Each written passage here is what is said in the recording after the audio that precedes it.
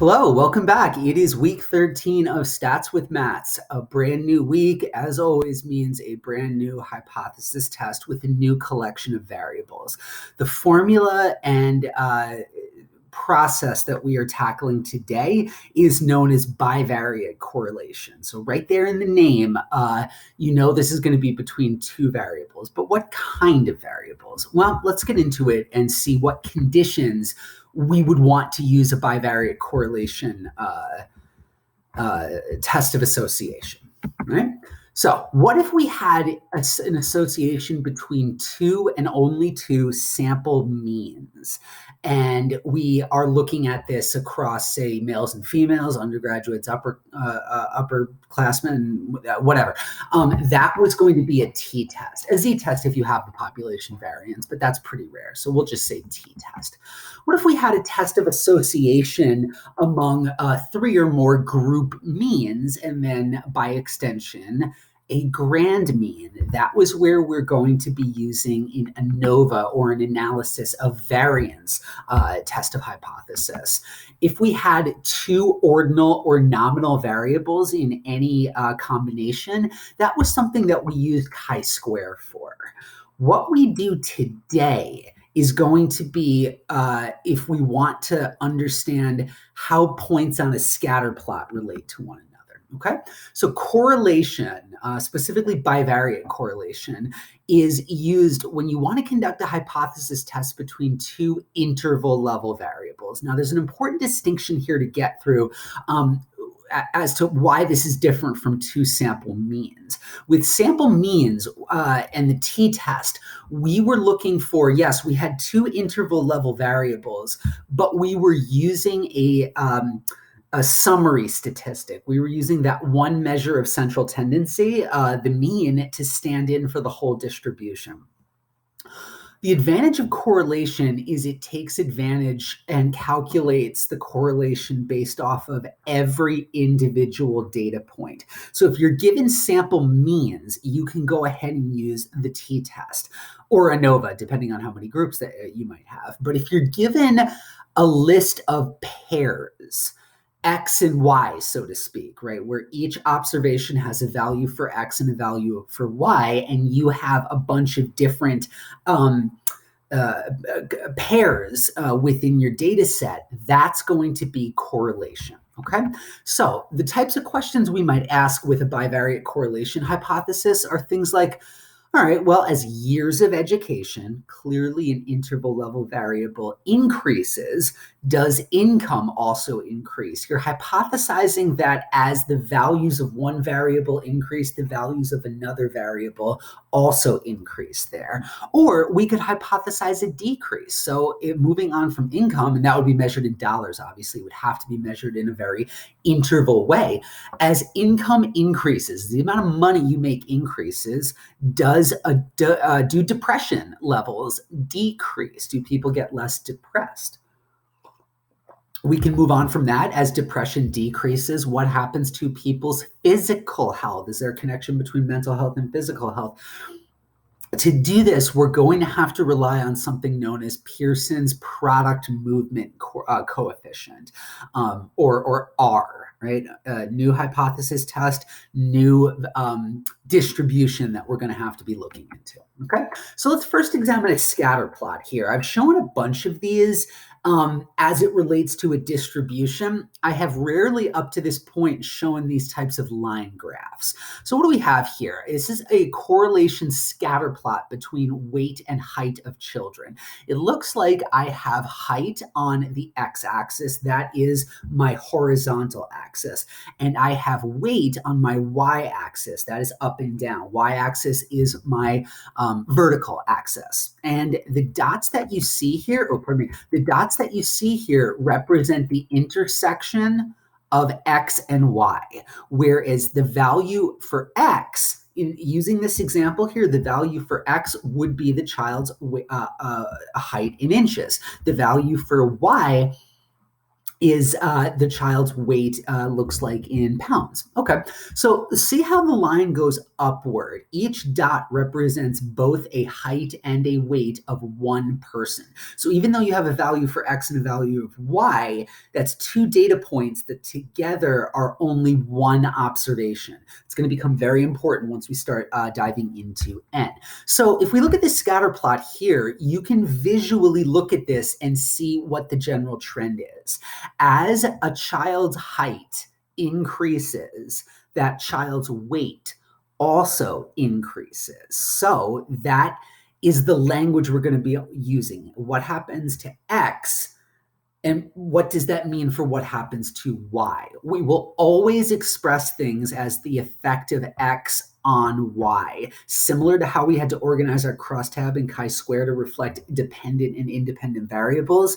X here and X is always going to be the one that you lead with, the thing on the X-axis, but we're not going to necessarily identify them as causal relationships. Only regression can start to get at that. And that's where we're going in later classes, at least. Okay, so each dot, let's go through the scatter plot here. Each dot is representing the point of intersection of the two variables. Okay, so one observation, two variables.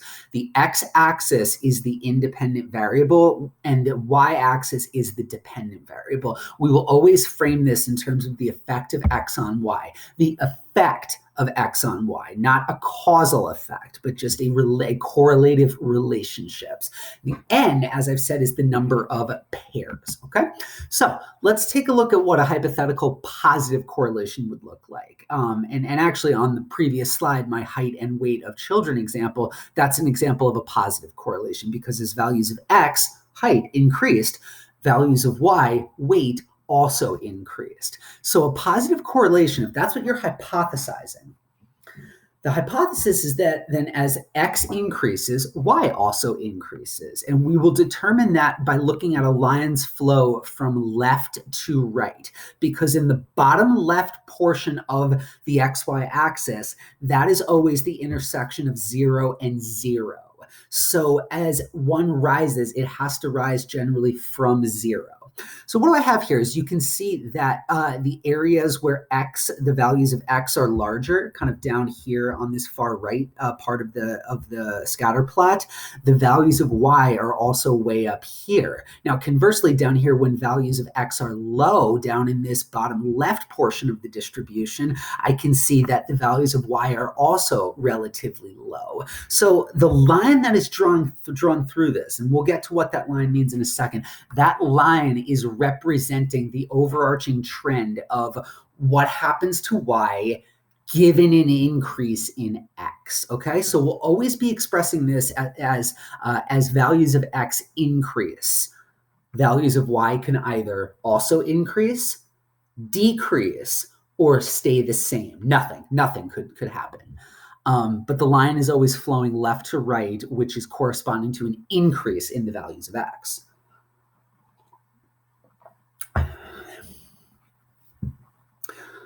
Okay, ready to continue? Let's push forward. As for these other correlations we might have, let me actually just go back here. So this line that goes from bottom left up to top right, that is what's known as a positive correlation. A negative correlation, which would be as X increases, values of Y on average decrease. You can see that that line there is generally moving downward from top left to bottom right. You can see that the increase in X is leading to a decrease in Y. In the middle, I can have no correlation. As values of X increase, there is no pattern in what happens to Y. Some values of X are correlated with higher levels, others are correlated with lower levels, and there is no pattern to be found in between those two, in between the values of X from like minimum to maximum. And then you might also have what's known as a nonlinear relationship. Now that's a little complicated. We'll get into that more in a later class, but nonlinear relationships are very difficult to evaluate using a bivariate correlation. You often have to use different types of statistical techniques in order to quantify and evaluate a nonlinear relationship. So a nonlinear relationship is very simply a situation where the pattern given an increase in x changes at some point in the scatter plot. So if we just look down here at smaller values of x, as x increases, it seems to be correlated with an increase in the values of y. So up to right about here, if you look at my cursor, right about there, this looks very clearly like a positive correlation.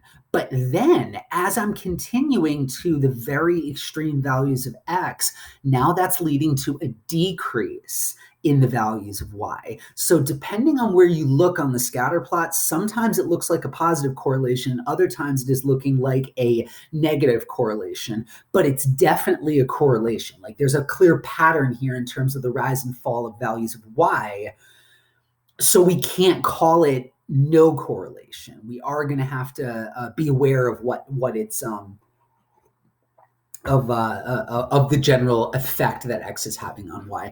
And so if you calculate a correlation coefficient for this nonlinear relationship, the positive correlation part of the xy axis and the negative correlation part of the xy axis would work to kind of cancel each other out. Not entirely, but it would make it look like there's no pattern here if you just looked at the number. When looking at and visualizing the xy axis tells me that there is actually some type of pattern in here, but it's nonlinear. More on that at a later point. So for now, for today, we're going to focus on positive correlations, negative correlations, and no correlations. And what the line is doing here is this line is called the line of best fit.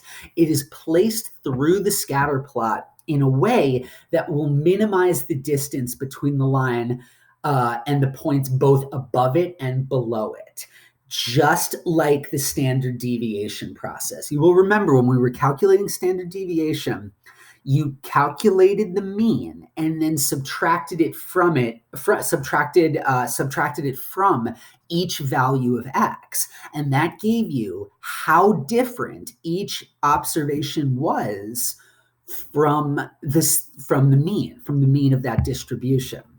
Some would be positive and some would be negative, but you will remember that if you added those deviations and summed them across the whole distribution, you would get to 0. So that's essentially what's happening here. The line of best fit needs to minimize, it needs to cancel out the errors both above the line and below the line. And that's what you're seeing on these correlations here, like this, the distance above and the distance below the line cumulatively per data point. That's going to cancel out to 0. So that's really all the line of best fit is doing. It's establishing the average effect while accounting for some values of y that are below the prediction and some values of y that are above the prediction. What you see here on this picture, quality and price, that is not a line of best fit. Let's be very clear here. Not a line of best fit, because look at how many data points are clustered above the line. The line is clearly not representing the actual formula, the actual finding that you would get here if you calculated what the real line of best fit was. So the deviations are going to, from the line, either above it or below it, are going to cancel each other out. Keep that in mind here, both for bivariate correlation, but especially for regression, which is where we're going in the last couple weeks of the class. And regression's the coolest. Regression is just, it is the reward for spending so much time in the minds of bivariate relationships. Regression are where we get to do a lot of really cool stuff all at once. Okay, all right. Do we understand the line of best fit? It's the line drawn through the scatter plot that creates the smallest amount of error above and error below, because those errors are going to cancel each other out to get to 0. All right, we good to continue?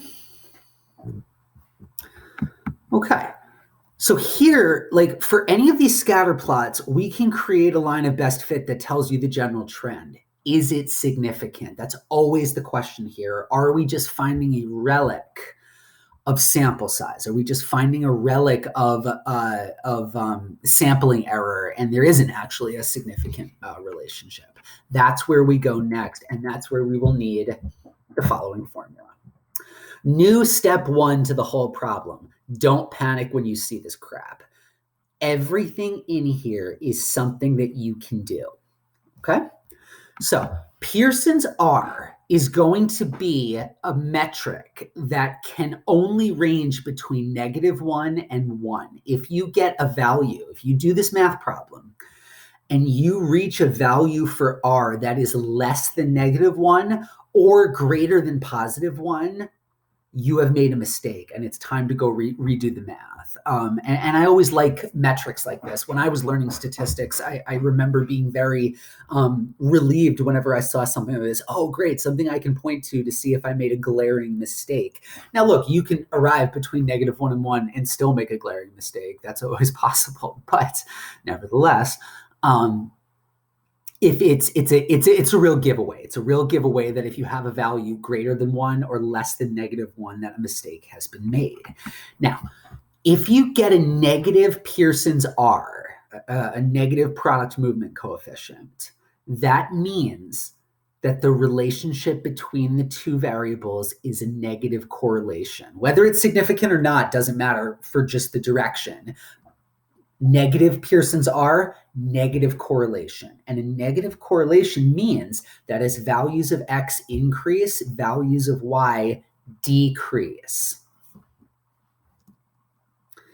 Now, if you get a value of Pearsons R that is positive, you have a positive sign on it, then that is a positive correlation. That is telling you that as values of X increase, values of Y are also increasing.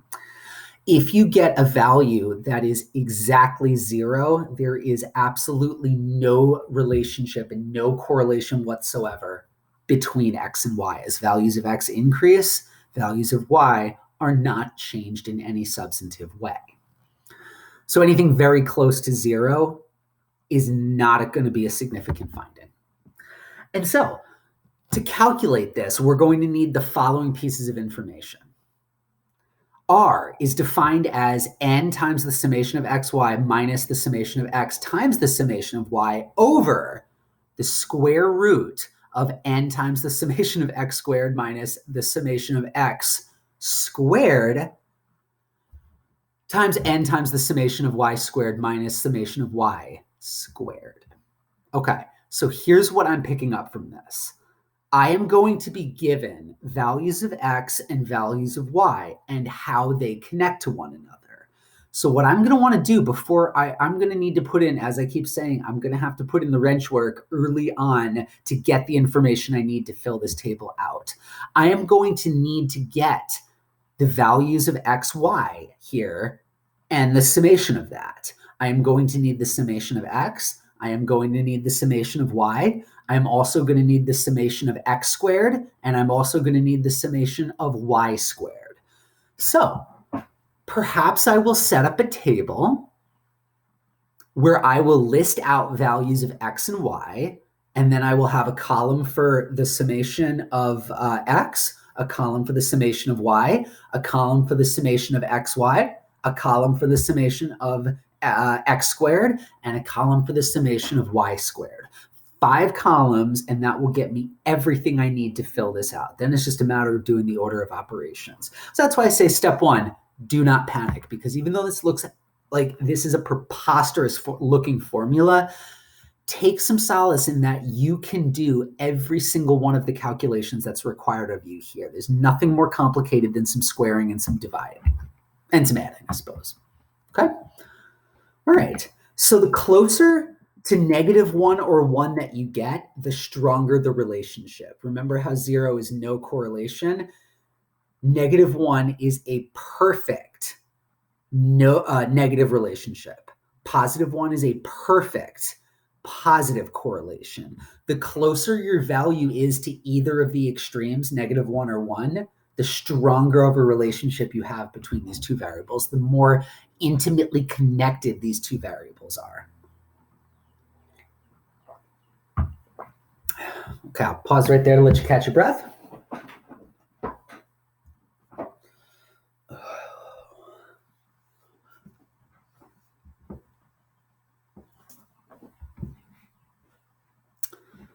So here's going to be our example.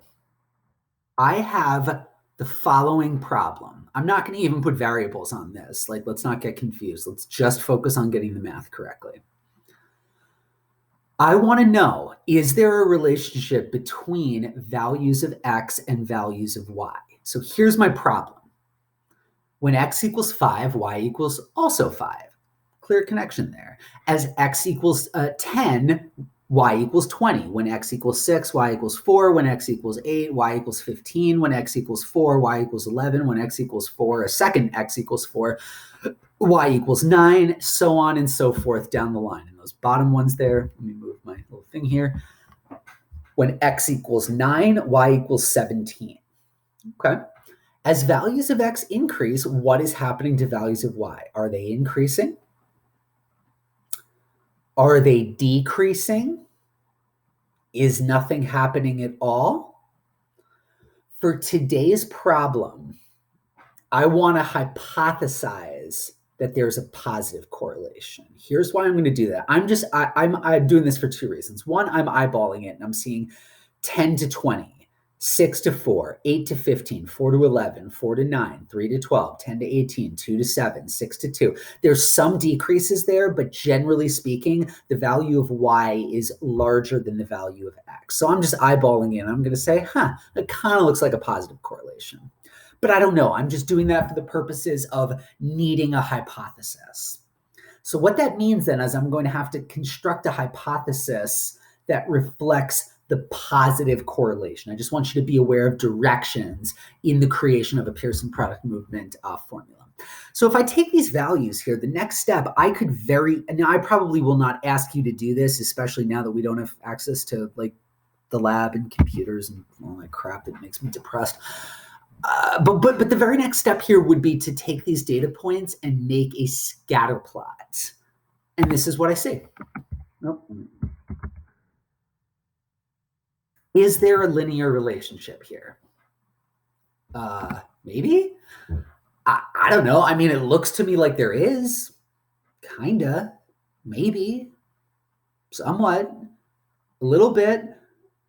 I don't know. That's the key thing. I can eyeball it, but we know not to trust eyes. We know that we have to actually mathematically calculate this. So is there a linear relationship? I would say, I guess. So I am going to actually dive into the numbers here and see what the Pearsons R formula tells me. Okay, let's get to work. Constructing Pearsons R, as I already said, we're going to want to construct a table here. Now, your homeworks, I'm going to probably give that table to you for any future assignments for whatever is going to approximate the final exam. You're going to want to know to do this yourself. So create a table that matches x and y values. It's very important. Let me just go back here that x1 and y1 are connected to each other, where x1 equals 5, x1 or y1 also equals 5. x2 equals 10, y2 equals 20. x3 equals 6, y3 equals 4, and so on. You have to keep the pairs of x and y together, okay? So I will create a table matching x and y exactly like what you just saw a couple slides ago. Then I will need to calculate xy, x squared, and y squared.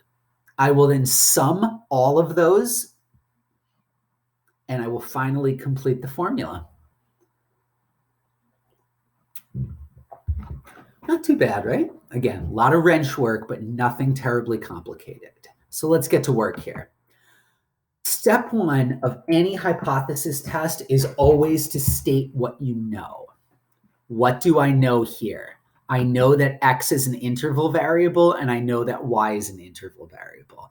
Now, if you're actually given labels on these variables, like you know that X is measuring height and Y is measuring weight, the first scatter plot that I showed you today, you would write that down. What is on the x-axis and what is on the y-axis?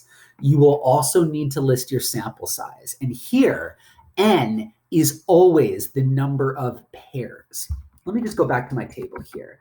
I have 24 numbers that I'm operating with here, 12 values of X and 12 values of Y. So really, I have 24 numbers, but I only have 12 observations. In the same way as I started with that height and weight example for the scatter plot, one child is responsible for a height and a weight.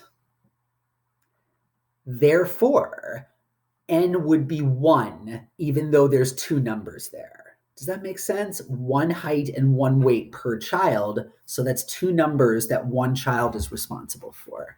So n here will always be the number of pairs, not the number of total numbers that you actually see. Okay? So n equals 12. 12 values of X and 12 values of Y, therefore 12 pairs. Now, as for my hypothesis, I went out of my way earlier to emphasize I wanted us to guess a positive correlation. So I will have to construct my hypotheses around that.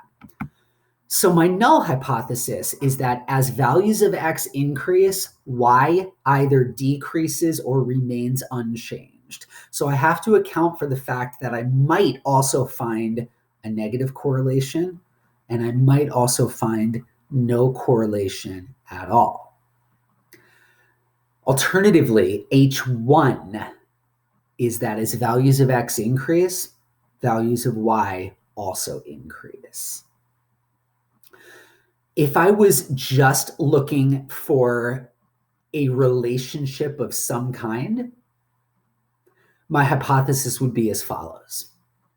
As values of X, H0, I would say the null hypothesis is that there is a significant correlation between X and Y. My alternative hypothesis then, without specifying a direction, would be that that there is no significant association between values of X and Y. So I don't want you to think of these as tails. That's more of a t-test thing. But you can use that same logic for the extreme ends of the distribution. So if we don't have a directional guess, we can have a significant finding that is either very close to 1 or very close to -1.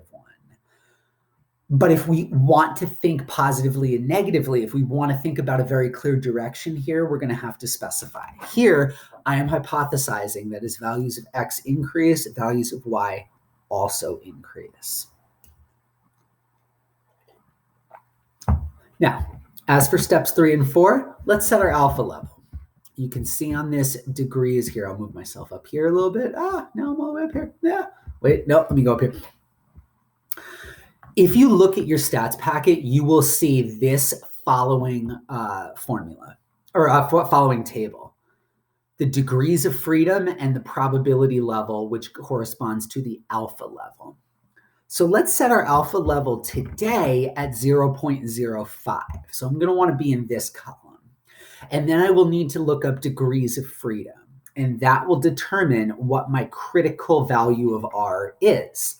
Now, the critical value here is n minus 2, where n is equal to the number of pairs in your problem. How many pairs are we operating with here? 12. Therefore, df equals 12 minus 2 equals 10. So, what is my critical value of R here? 0.576. You should conceptualize your probability values here as either positive or negative. This is the value that you need to be either greater than the positive version or less than the negative version in order to be significant. But our particular problem asks for a positive hypothesis, a positive correlation. Therefore, we must use the positive version of this. But just like when you were looking up in the t-table and you were instructed to conceptualize that as a positive or a negative formula, a positive or a negative version, the same thing will be operating here. So if we were given essentially a two-tailed test, then we could get a value greater than positive 0.576 or less than negative 0.576. Either one would trigger a rejection of the null hypothesis. But again, for us, we only want to find a positive correlation. If you have a degrees of freedom that is not listed here, you always round down to the smaller version. However, in the interest of not making you do math for hours and hours and hours on end, look, I'm not ever going to give you a problem that requires you to have 80 degrees of freedom. Think of what that would mean for x and y and xy and y squared and x squared. It would get out of control very quickly and quickly exceed our ability to do this by hand. So here, we looked up 10 and we looked up an alpha level of 0.05. And so I'm going to try to test this hypothesis at 95% confidence. Great. So let's get to work. Here's that table I was promising you. I have my values of x and my values of y listed here. I know from my Pearson's product movement coefficient formula that I need x, I need y, I need the sum. Well, let me start over. I need the summation of x, the summation of y. I need xy and the summation of xy, the summation of x squared, and the summation of y squared. So all you got to do is, well, not all you got to do, but you have to complete this table. So 5 things I will do here. I will do the summation of x, the summation of y. I will multiply each x times y, and then sum that. I will get each x squared, each y squared, and get the summation of those columns. Hopefully that makes sense. I just have to finish this table out, and that gives me everything I need to plug into the formula.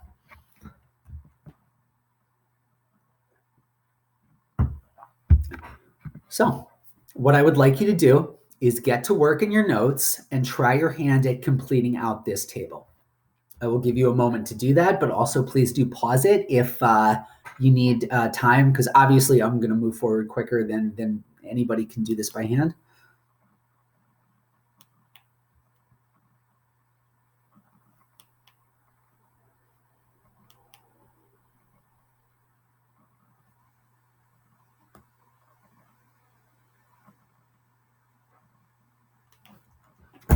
All right, you ready to continue? Here's what our paired cells of the table should look like. Notice for xy, all I did was multiply x times y. That's how I got the first cell for the xy column of 25. What is x squared? Also 25. What is y squared? Also 25. So that one was easy. That's what your table should look like. And now, let's get the summation of everything that I need here. The summation of x, the summation of y, the summation of xy, the summation of x squared, and the summation of y squared. And you should have, going from left to right here, 74, 134, 942, 536, and 1874. So the next step here is to grab those values, and don't forget what n is, because you'll need that too, and it goes right into this formula, where n is the number of pairs, xy is the product of xy, and summation of xy is the summation xy is the summation of xy. Everything here is something you already have. Okay, so using the values on your formula, on your table and this formula, I'd like you to plug the values in and set the formula up to be solved.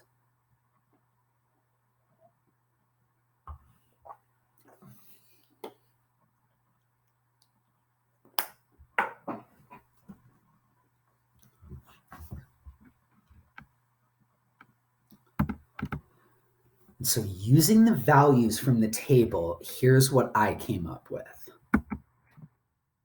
N is 12, right? So 12 times 942 minus 74 times 134.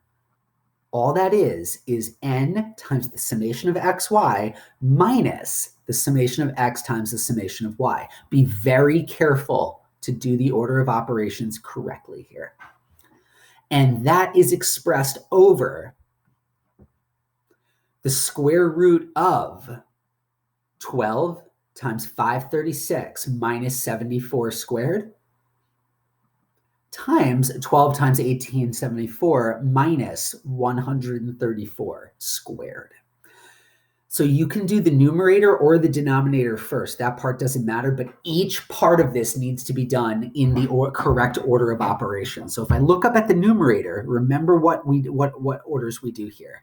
I am going to want to multiply 12 times 942, and I'm going to want to multiply 74 times 134. Then I will subtract the product on the left from the product on the right from the product on the left.